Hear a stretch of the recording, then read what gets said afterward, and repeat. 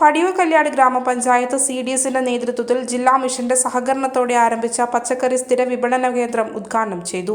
CDS member secretary സ്വാഗതം പറഞ്ഞു. CDS chairperson അധ്യക്ഷത വഹിച്ചു. കുടുംബശ്രീ ജില്ലാ mission coordinator doctor M. Surjit ഉദ്ഘാടന കർമ്മം നിർവഹിച്ചു. BC രമ്യ മോഹനൻ, CDS മെമ്പർമാർ തുടങ്ങിയവർ പങ്കെടുത്തു. വൈസ് ചെയർപേഴ്സൺ നന്ദി പറഞ്ഞു. കഴിഞ്ഞ സാമ്പത്തിക വർഷം കേരളത്തിൽ മാതൃകാപരമായി കുടുംബശ്രീ ഏറ്റെടുത്ത ഒരു പ്രവർത്തനമായിരുന്നു വെജിറ്റബിൾ കിയോസ്ക് സ്ഥാപിക്കുക എന്നത്. കണ്ണൂർ ജില്ലയിൽ 10 കേന്ദ്രങ്ങളിലാണ് വെജിറ്റബിൾ കിയോസ്ക് ആരംഭിക്കാൻ ജില്ലാ മിഷൻ തീരുമാനിച്ചത്.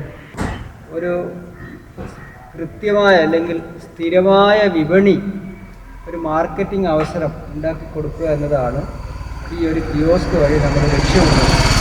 അപ്പോൾ അമ്പിളി ഇപ്പോൾ പറഞ്ഞു, പടിയൂരിൽ മാത്രം 110-ലധികം JLGകൾ, അതായത് കുടുംബശ്രീ പ്രവർത്തകരുടെ നേതൃത്വത്തിലുള്ള മഹിളാ കർഷക ഗ്രൂപ്പുകൾ നമ്മുടെ ഈ പഞ്ചായത്തിൽ മാത്രം പ്രവർത്തിക്കുന്നുണ്ട്.